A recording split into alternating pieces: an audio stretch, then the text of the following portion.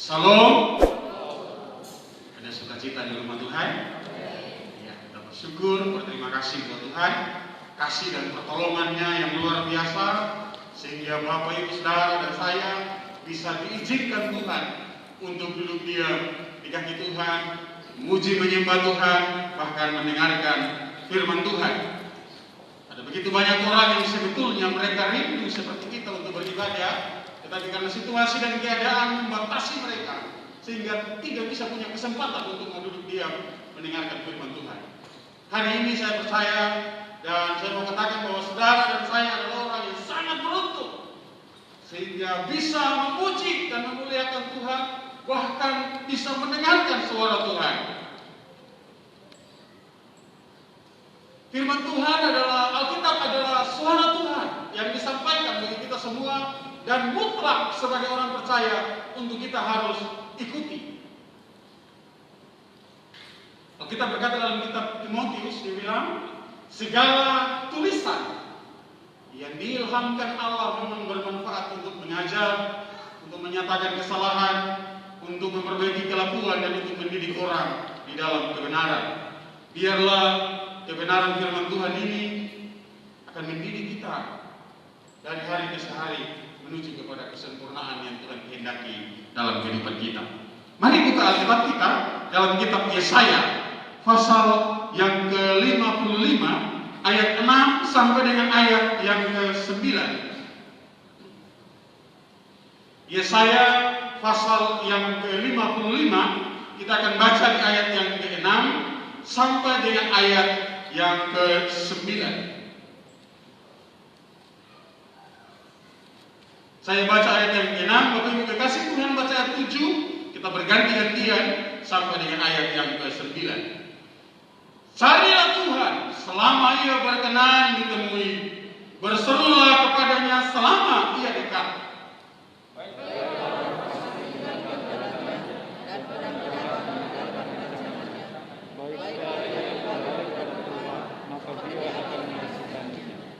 Dan kepada Allah kita, sebab Dia memberi pengampunan dengan limpahnya. Sebab rancanganku bukanlah rancanganmu, dan jalanmu bukanlah jalanmu. Demikianlah firman Tuhan.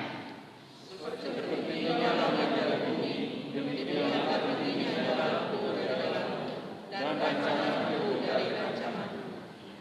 Saya akan baca dua ayat terakhir dari ayat yang baru saja kita baca berganti-gantian, ayat 8 dan ayat 9.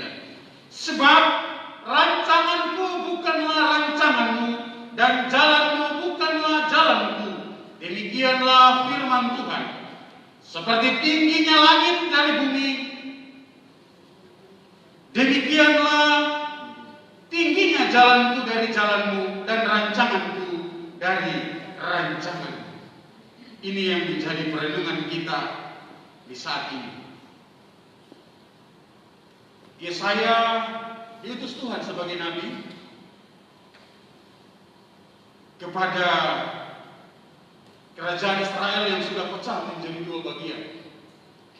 Dan khusus seperti kerajaan Yehuda, 4 raja berganti-ganti, Yesaya ini hadir untuk menyampaikan suara kebenaran dengan satu tujuan supaya umat Tuhan berbalik kepada kebenaran, dengan satu tujuan supaya umat Tuhan menyembah Allah yang benar.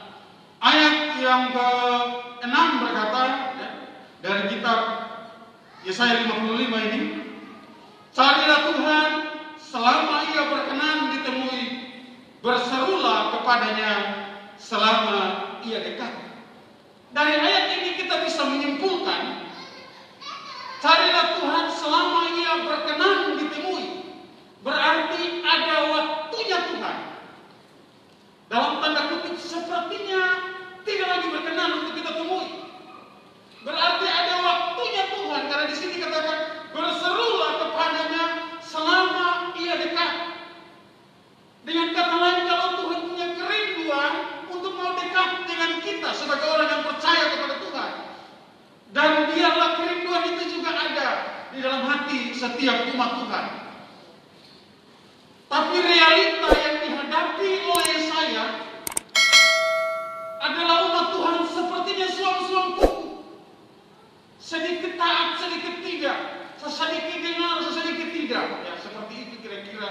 kalau saya terjemahkan dengan bahasa sehari-hari kita orang Togelo. Sedikit taat, sedikit tidak, sedikit ikut Tuhan, sedikit menjauh dari Tuhan. Itulah sebabnya saya menekankan dalam pasal 55 ayat yang ke-6. Carilah Tuhan selama Ia berkenan ditemui, dan berserulah kepadanya selama Ia dekat.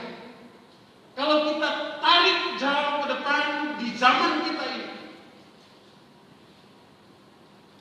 hal yang sama juga sepertinya terjadi dalam situasi kita hari-hari ini. Kalau kita masih punya kesempatan, itu berarti ayat yang ke-6 bagian A, carilah Tuhan selama Ia berkenan ditemui. Berarti Dia masih memperkenankan dirinya untuk kita sebagai umat Tuhan untuk menemuinya. Taruh kerinduan akan Tuhan di hati saudara dan saya. Taruh kerinduan akan Tuhan di hati kita, sehingga tiap-tiap saat kita punya satu tujuan untuk mau menyatakan dan memuliakan nama Tuhan. Berserulah kepadanya selama Ia dekat. Artinya ada waktunya Tuhan sepertinya menjauh dari umat Tuhan. Itulah sebabnya jika ada kesempatan, jangan sia-siakan kesempatan itu. Yesaya menegaskan hal itu kepada umat Israel, supaya umat Israel tetap fokus kepada Tuhan. Ayat yang ke-7 dikatakan, baiklah orang fasik meninggalkan jalannya, dan orang jahat meninggalkan rancangannya. Baiklah ia kembali pada Tuhan, maka Dia akan mengasihaninya, dan kepada Allah kita, sebab Ia memberi pengampunan dengan limpahnya. Ini saudaraku yang terkasih dalam Tuhan, yang harus kita pegang dalam kehidupan kita. Terkadang dalam pribadi kita, iblis selalu mengintimidasi kita. Iblis selalu berkali-kali mengintimidasi kita, sehingga meskipun ada kerinduan di dalam kita, tetapi intimidasi iblis membatasi kita untuk mau datang kepada Tuhan. Kita bisa punya kerinduan yang luar biasa kepada Tuhan, tapi terkadang iblis berkata dalam hati dan pikiran kita, dia berkata bahwa kamu tidak layak, kamu pendosa, kamu orang jahat, kamu tidak layak menyembah Tuhan. Intimidasi itulah yang terkadang membuat tidak ada kerinduan, tidak ada kemauan untuk mau melangkah di rumah Tuhan atau di hadirat Tuhan. Dalam pasal ayat yang ke-7 dikatakan, baiklah orang fasik meninggalkan jalannya, dan orang jahat meninggalkan rancangannya. Baiklah ia kembali kepada Tuhan, maka Ia akan mengasihaninya, dan kepada Allah kita, sebab Ia memberi pengampunan dengan limpahnya. Saya percaya jika kita datang kepada Tuhan, 1 Yohanes 1:9 berkata, Ia adalah setia dan adil, akan menyucikan segala dosa dan pelanggaran kita jika kita datang kepada Tuhan dengan tulus dan ikhlas. Dan hari ini, saudaraku, saya bawa satu tema sederhana, yaitu keputusan yang bisa mengubah dunia. Sekali lagi, keputusan yang bisa mengubah dunia. Saudara dan saya punya potensi untuk bisa mengubah dunia. Tapi pertanyaannya adalah, mengubah dunia kepada hal yang buruk atau mengubah dunia kepada kebenaran? Sekali lagi saya tekankan, saya dan saudara punya potensi untuk bisa mengubah dunia. Pertanyaannya, mengubah dunia ke arah hal yang buruk ataukah mengubah dunia kepada hal yang baik? Dan itu adalah pilihan masing-masing saudara dan saya. Ayat yang ke-8 dan ke-9 berkata begini, sebab rancanganku bukanlah rancanganmu, dan jalanku bukanlah jalanmu. Seperti tinggi langit dari bumi, demikianlah tinggi jalanku dari jalanmu, dan rancanganku dari rancanganmu. Rancangan Tuhan dan rancangan kita, Alkitab menegaskan seperti tinggi langit dari bumi, demikianlah rancanganku dari rancanganmu. Itu yang firman Tuhan sampaikan kepada umat Israel lewat nabinya, yaitu Yesaya. Saya mulai baca ini merenungkan ada dua tokoh di Alkitab di Perjanjian Lama. Mereka punya keputusan yang berbeda. Yang satu di Kejadian pasal 12, tokoh yang namanya Abraham. Kita orang semua tahu siapa Abraham. Dia dijuluki bapa segala orang percaya. Imannya yang luar biasa. Di usia yang 75 tahun, yang sudah agak tua, dia dipanggil oleh Tuhan untuk meninggalkan sanak saudaranya. Dan Tuhan bilang, pergilah dari rumahmu, dari sanak saudaramu, dari keluargamu ke negeri yang akan kutunjukkan kepadamu. Lebih jelasnya kita buka di Kejadian pasal 12 ayat 1 sampai dengan ayat yang 4. Saya bacakan bagi kita semua. Berfirmanlah Tuhan kepada Abraham, pergilah dari negerimu, dari sanak saudaramu, dari rumah bapamu ke negeri yang akan kutunjukkan kepadamu. Ayat yang kedua.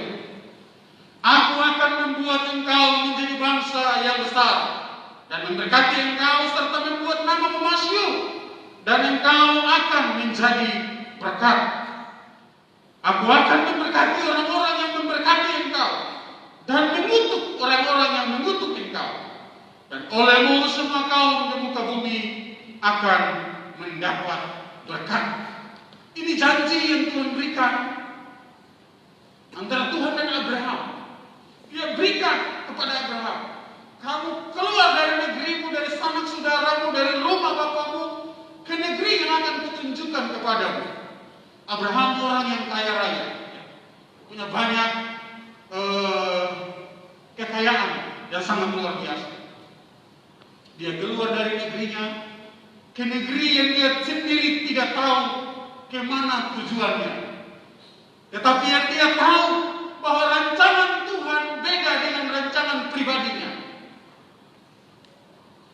Rancangan Tuhan berbeda dengan keputusan Tuhan berbeda dengan keputusan yang Abraham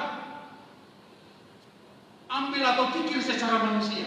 Sehingga dia harus ikuti keputusan Tuhan. Orang sekampungnya akan berkata bahwa Abraham ini sudah gila. Tanpa ada masalah, dia cuma dengar Tuhan yang orang lain tidak tahu siapa Tuhan itu. Hanya dia sendiri yang tahu dan menerima visi itu dari Tuhan. Pergilah dari rumahmu, dari keluargamu, dari rumah bapamu dan pergi ke tempat yang dia sendiri tidak tahu. Otomatis ini sesuatu yang tanda tanya di sana. Kalau saya jadi tetangganya Abraham, saya akan bilang bahwa Abraham ini sumiri. So jam 7:05 di kota, ya. So setengah ini. Karena tidak ada masalah apa-apa, tidak ada problem di situ. Abraham bukan seorang pembuat onar di kampungnya, bukan seorang yang nakal di keluarganya. Tiba-tiba dia harus keluar dengan seluruh kekayaannya dia bawa serta dan pergi. Orang terkira-kira. Tidak ada bala kelaparan terjadi di kampungnya, tetapi dia ambil keputusan itu karena saya percaya. Dia jauh lebih mempercayai Tuhan daripada kata hatinya. Ini yang saya katakan tadi di tema bahwa keputusan yang mengubah dunia.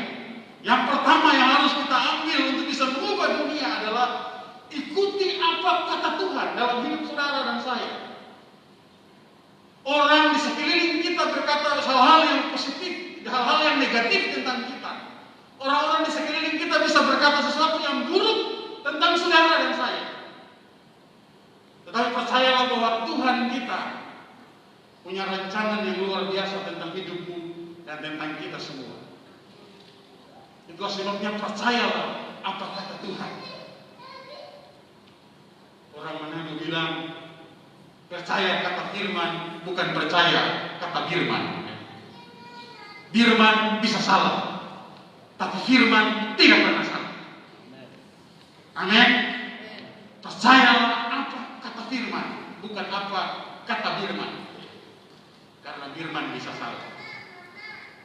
Saya percaya ada kalimat yang lain yang sebetulnya tidak dicatat di kitab Kejadian. Mungkin ada kalimat-kalimat sindiran dari orang sekeliling Abraham yang mengata-ngatai dia karena dia bisa meninggalkan daerah itu, tempat tempat tinggal, zona nyamannya untuk keluar ke negeri yang dia sendiri tidak tahu.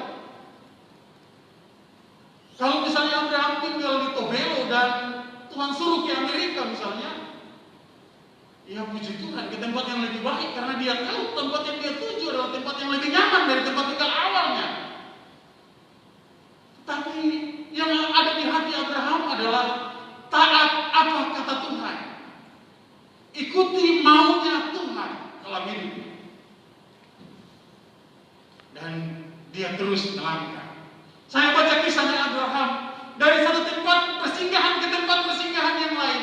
Selalu dia buat mesbah. Selalu ada mesbah yang dia dan korban yang dia persembahkan kepada Tuhan. Ini poin yang kedua. Orang yang bisa mengubah dunia. Kita belajar membangun satu mesbah di tengah-tengah keluarga, pribadi, persekutuan berjemaah. Abraham selalu ada mesbah di satu tempat dia singgah, di situ ada mesbah penyembahannya kepada Tuhan. Ada korban yang dia serahkan untuk kemuliaan nama Tuhan.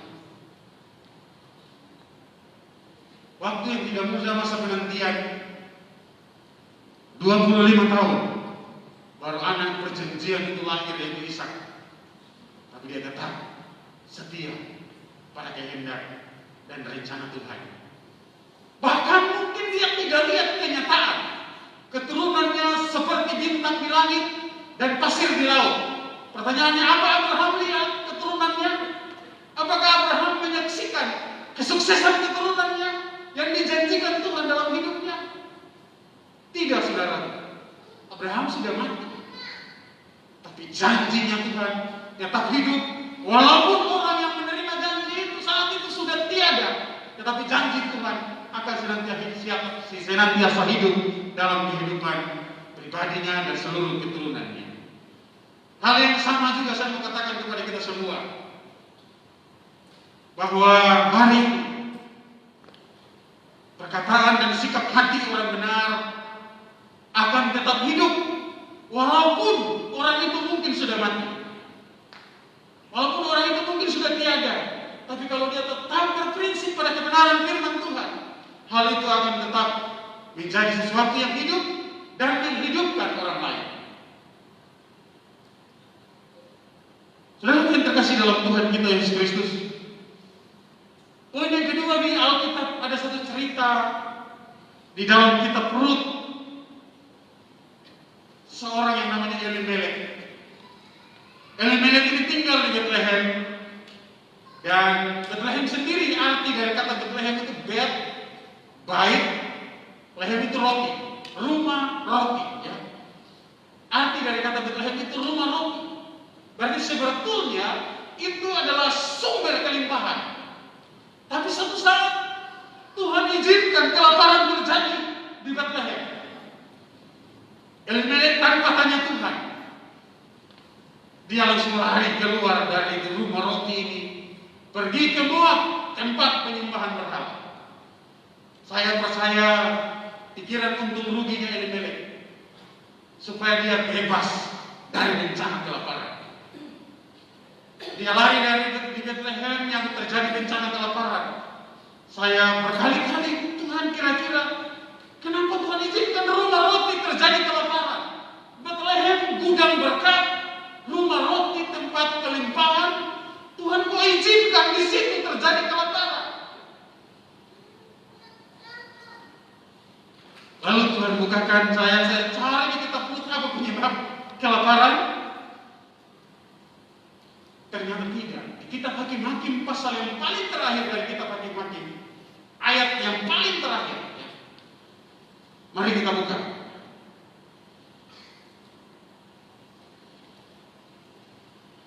Pasal 21 ayat 25 dari kitab 24 dan 25 dari kitab Hakim-Hakim. Mulai dari ayat 24 supaya lebih jelas. Pada waktu itu pergilah orang Israel dari sana, masing-masing menurut suku dan kaumnya. Mereka masing-masing berangkat dari sana ke milik pusakanya. Pada zaman itu tidak ada raja di antara orang Israel. Setiap orang berbuat apa yang benar menurut pandangannya sendiri. Dan benar menurut pandangan saudara dan saya, belum tentu benar menurut pandangannya Tuhan. Orang Israel dalam tanda kutip mengikuti kehendak mereka sendiri. Yang mereka pikir betul, itu yang mereka lakukan. Makanya Elimelek waktu keluar dari rumah roti dari gudang berkat, dia pikir hal yang terbaik baginya adalah membawa anak-anak dan istrinya, Naomi, Mahlon, Kilion pergi ke Moab supaya bebas dari bencana kelaparan. Tapi sayang seribu sayang, saudaraku, apa yang mereka pikirkan, apa yang ada, yang mereka telah rancangkan, jauh dari apa yang sebetulnya Tuhan rancangkan. Karena kalau kita baca seterusnya, kita perlu waktu Naomi sampai di Bethlehem, itu musim menuai jelai, ya. Ada musim kelimpahan di situ. Berarti masa kelaparan memang ada, tapi Tuhan tidak membiarkan Bethlehem binasa. Karena seperti namanya itu adalah gudang berkat. Makanya waktu Naomi dan Ruth kembali, ketemu dengan Boas pas musim panen, dan saat itu, ya, singkat ceritanya Naomi kawin dengan Boas. Ruth kawin dengan Boas. Kalau yang terkasih dalam Tuhan, mari kita belajar keputusan yang berbeda yang diambil oleh Abraham dan Elimelek. Abraham ke negeri yang dia tidak tahu. Tuhan suruh ke sana, tetapi dia tetap ikut petunjuk Tuhan. Salah satu yang membuat dia bisa mengikuti petunjuk Tuhan adalah setiap tempat persinggahan demi tempat persinggahan, dia selalu buat mesbah penyembahannya kepada Tuhan. Elimelek sudah tahu tempat yang dia tuju, yaitu Moab, supaya dia bisa terhindar dari bencana kelaparan. Tapi waktu dia pergi di sana, justru bencana yang jauh lebih besar terjadi dalam keluarga. Elimelek meninggal, kedua anaknya juga meninggal. Inilah yang saya katakan, bahwa sebagai orang yang percaya, taruhkanlah hidup kita, rencana dan seluruh apa yang kita kerjakan di bawah kehendaknya Tuhan. Manusia kita hanya merencanakan, tetapi Tuhanlah yang memberkati sehingga semuanya bisa terlaksana apa yang kita rencanakan. Terkadang kita dengan kecepatan kita, dengan kesombongan kita seakan-akan berkata bahwa kita tidak butuh Tuhan, karena kemampuan kita jauh daripada cukup. Tapi hari ini saya mengatakan, keputusan yang saudara dan saya ambil, bagaimana supaya bisa mengubah dunia seperti yang Abraham, yaitu dia mengutamakan Tuhan di atas kepentingan pribadi. Dia mengutamakan Tuhan di atas kesenangan-kesenangan yang sudah sebetulnya ada dalam hidupnya. Dia tinggalkan itu dan dia utamakan Tuhan dalam hidupnya.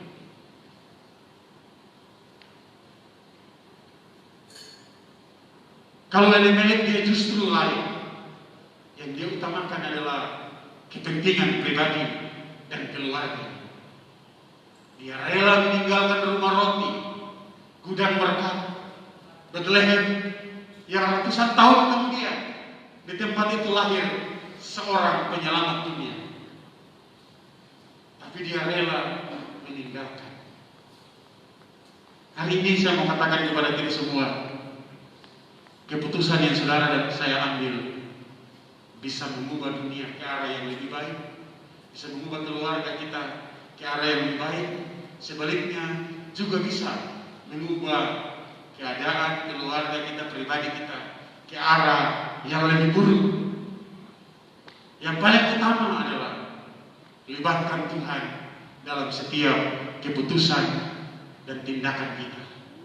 Kalau kita libatkan Tuhan, saya percaya dia pasti akan memberkati kita. Libatkan Tuhan bukan berarti tidak ada masalah. Libatkan Tuhan bukan berarti kalau jalan kita mulus-mulus saja. Abraham punya banyak situasi, banyak keadaan yang sukar. Banyak masalah yang harus dihadapi. Dan bagi saya masalah terberat adalah waktu dia mempersembahkan anaknya yang daripadanya nanti akan bangkit keturunan yang Tuhan janji seperti bintang di langit dan seperti pasir di laut. Waktu Tuhan suruh persembahkan Ishak, anaknya dia sudah nantikan 25 tahun. Lalu kemudian dia bawa ke gunung Moria mau dipersembahkan. Mereka pergi untuk mempersembahkan. Abraham dan Ishak pergi. Waktu sampai, saya percaya waktu langkah demi langkah, karena Abraham sudah tahu yang mau dipersembahkan adalah anaknya. Setiap langkah demi langkah pasti Abraham antara mau jalan dan tidak. Ini anak saya yang Tuhan bilang nanti dari dia akan bangkit satu keturunan yang besar, anak perjanjian yang nanti dari dia akan bangkit satu keturunan yang diberkati luar biasa, satu bangsa yang besar. Sekarang Tuhan suruh bunuh. Tapi itu yang saya katakan tadi adalah dia mau keputusan Tuhan. Dia rela bahkan bisa melepaskan semua kenikmatan dunia dan bahkan kejayaannya di akan waktu yang akan datang. Karena dari Ishak itu akan bangkit satu keturunan yang bangsa yang besar. Saya percaya tiap langkah demi langkah Abraham sebetulnya secara manusia bisa kecewa, tapi dia terus maju dan maju. Sampai saatnya dia mempersembahkan anaknya di mezbah pengorbanan. Ishak tanya, "Papa, kayu selada, semua sosial, kemana kambing domba?" Saudaraku, kalau itu sudah ada. Saudara jadi Ishak, kalau saudara jadi Abraham, ayat mana yang tidak hancur jika hal itu mau terjadi? Tetapi karena dia mau taat kepada apa kata Tuhan, dia mau ikuti apa maunya Tuhan, dia tetap melangkah. Ishak dengan tidak memberontak menyerahkan dirinya untuk diikat dan ditaruh di mezbah persembahan. Dan waktu Abraham mau tusuk,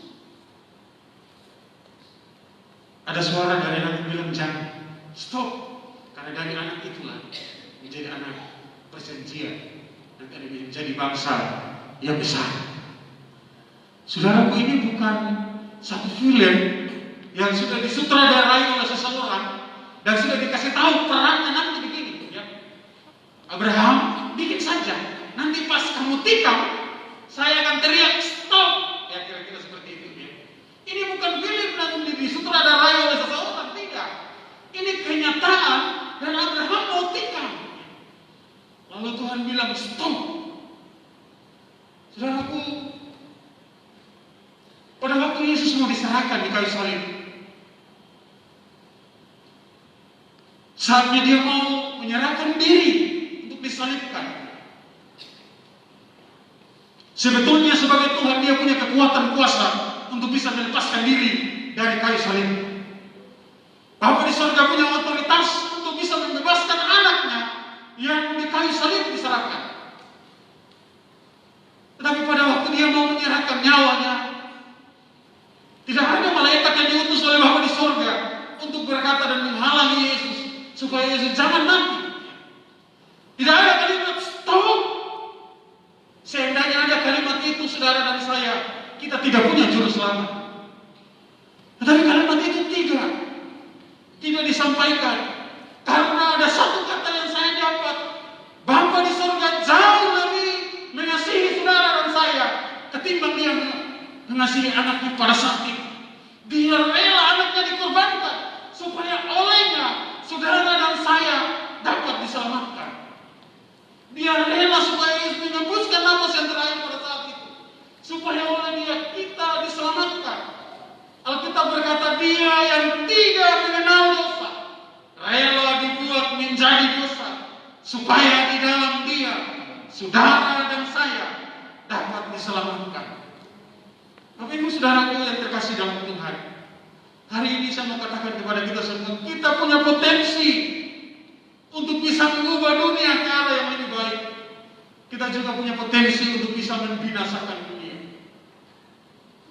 Di hari ini jika kita diambang keputusan, pilihlah menjadi pribadi yang taat kepada Allah, pribadi yang mengikuti kehendak Tuhan, pribadi yang betul-betul taat pada perintah Tuhan. Takut Tuhan itu artinya bahwa mengikuti segala perintah dan menjauhi semua larangan-larangan Tuhan.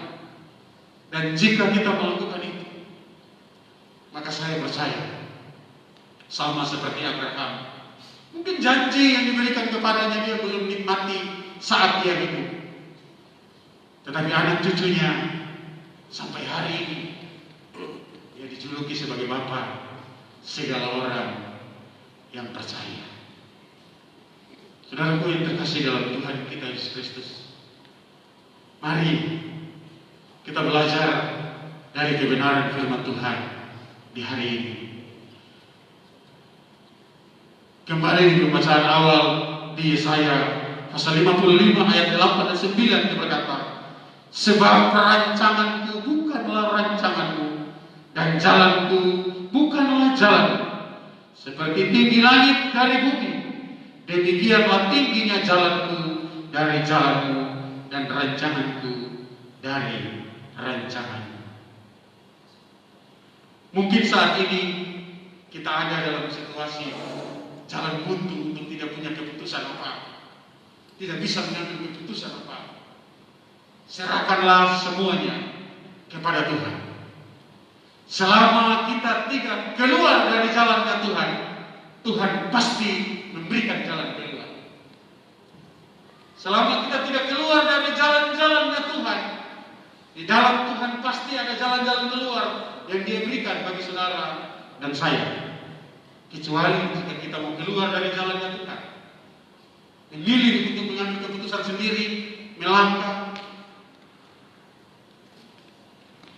kita pasti akan dapat jalan buntu.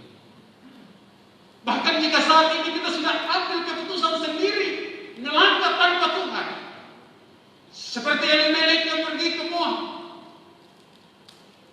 keluarganya mungkin saat itu pribadinya Elimelek, dua anaknya Mahlon Kilion meninggal di Moab,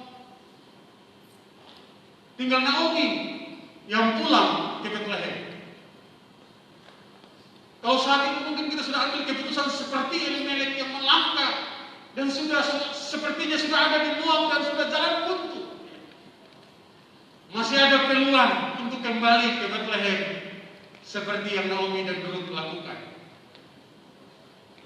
Satu keputusan yang luar biasa yang Ruth ambil, bangsa mula bangsaku dan Allah mula Allahku. Di mana engkau mati, di situ pun aku akan mati dan dikuburkan. Dengan arti kata bahwa Ruth kembali kepada Allah yang benar. Meskipun dia dari latar belakang bangsa Moab yang notabene hasil dari perzinahan antara Lot dan anaknya. Moab dan Amon itu hasil perkawinan dari Lot dan kedua anaknya waktu lari dari Sodom dan Gomora, nginap di salah satu gua, dan setelah seluruh Sodom dan Gomora hancur, kedua anak daripada Lot ini hancur-hancuran. Mereka bilang untuk kasih mabok atau apa supaya kau bisa tidur di dia sama-sama. Dan dari anak itulah lahir dua bangsa, Amon dan Moab. Dari keturunan yang tidak mengenal Allah, Ruth berasal. Tetapi ketika dia mau ambil keputusan untuk mengenal Allah yang benar, kembali ke Bethlehem, Tuhan mengubah seluruh keadaannya, dan oleh dia lahir Isai. Karena perkawinan Ruth dan Boaz melahirkan anak yang namanya Isai. Dari Isai lahir Daud. Dari Daud Alkitab catat keturunan Kristus berasal dari keturunan Daud. Keputusan yang diambil oleh seorang wanita yang tidak mengenal Allah untuk kembali kepada Allah yang benar menjadi berkat bagi seluruh dunia, karena dari keturunannya lahir keturunan Kristus. Hari ini saya mau katakan kepada kita semua, kita punya potensi untuk bisa mengubah dunia ke arah yang lebih baik. Kita juga punya potensi untuk bisa mengubah dunia ke arah yang lebih buruk. Tergantung pilihan saudara dan saya.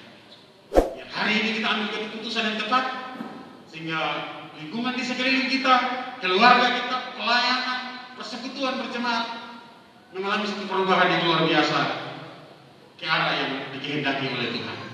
Ini firman Tuhan sederhana yang saya bisa bagikan bagi kita semua hari ini. Kiranya bisa menjadi berkat dikala kita mengiringi akan Tuhan. Mari saya minta pemain musik WL Singers ke depan. Haleluya. Saya mungkin terbatas untuk menguraikan firman Tuhan ini, tapi biarlah Roh Kudus terus mengartikan dalam hidup saudara dan saya. Dari hari ke hari kita semakin mengerti apa kehendak Tuhan.